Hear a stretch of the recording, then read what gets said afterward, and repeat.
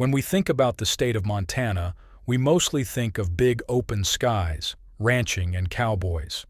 However, this state is also known for its rich history of mineral wealth. Not only the big copper mines of Butte, but the many old gold camps like Bannock, Virginia City, and Elkhorn. Old camps that once produced millions in gold and are now long forgotten. It was from these very old gold camps that millions worth of gold was stolen and stashed in the hills, along with old secret mines that were just plain forgotten about. In this video, we're going to take a look at 5 lost gold treasures that are supposedly hidden somewhere in the wilds of Montana. And one of these treasures, if found, will make you more than a millionaire. Treasure number 1. Back in the 1860s, a small group of prospectors were working deep in the Montana mountains. Most say it was either the Crazy Mountains or the Big Belts. They stumbled across a rich gold-bearing ledge and built a small cabin nearby to work the claim. One of the men took a few pounds of gold and headed into town to buy supplies and register the claim.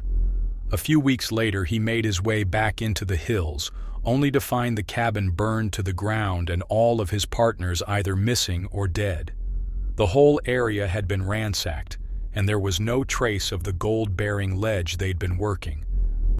Years later, the man returned to find that gold ledge. He tried to retrace his steps again and again, but no matter how many times he returned to that mountain range, he could never find the spot again. Some say he went mad trying. What we do know is that a rich gold ledge, worked only briefly, is still out there somewhere. And if that cabin site could ever be found, there's a good chance the motherlode is still waiting. Treasure number 2. It was back in the 1860s when a Dutch miner showed up in the Hellgate area, near what is now Missoula. He came into a small trading post carrying a poke full of gold dust and said he had found it just upriver. He told a few folks he was nervous about bandits and Indians, and planned to stash most of his gold before heading out again. He was never seen again. Some say he was murdered on the trail. Others think he slipped and fell into the canyon. But years later, someone found a rusty pick and a torn leather pouch along a bend in the river. The pouch had a few grains of gold still in it. Folks have searched all around Hellgate Canyon for that hidden stash, but it's never been found.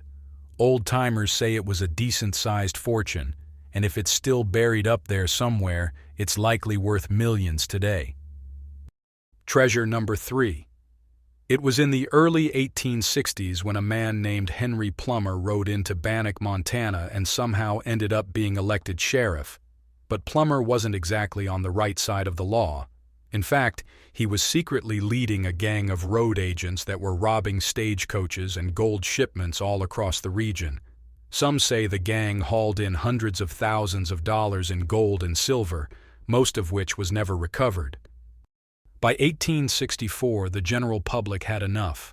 Plummer was arrested, tried, and hung without much ceremony. But before he died, he never said a word about where all that stolen gold had been hidden. Rumors started right away. Some said there was a stash buried near Rattlesnake Creek. Others swore it was near an old cabin or hidden somewhere out at the Robber's Roost. Over the years, searchers have found pieces here and there, an old coin, a rusted rifle, but no one has ever turned up Plummer's main hoard. It's still out there, hidden in the hills, waiting. Treasure number 4. Back in the late 1870s, a steamboat loaded with gold was making its way down the Missouri River from Fort Benton. The gold had come out of the boomtowns like Virginia City and Alder Gulch and was being sent east to safer ground.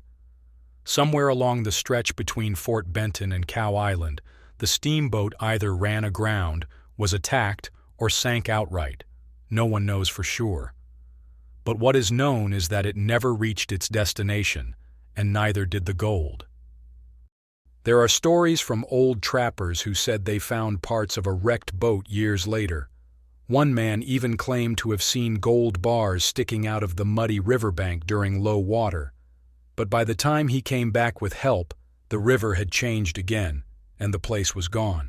Somewhere under the silt and cottonwoods along that stretch of river lies a fortune in gold, and every few years someone goes looking, but it still hasn't turned up. Treasure number 5. There's a version of the old Adams digging story that puts the whole thing in Montana. In the late 1800s, a small group of prospectors set out into the wild country. Some say it was near the Beartooth Mountains.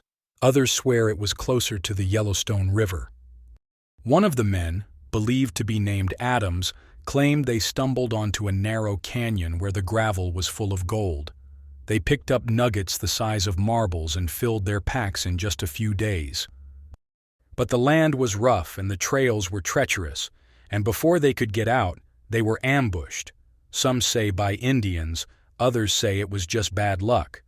A few men made it out alive and tried to find their way back later, but the canyon had vanished. Every turn looked the same, and no one ever found the place again. Some believe the gold-bearing canyon was destroyed in a landslide. Others think it's still there, hidden behind some forgotten ridge.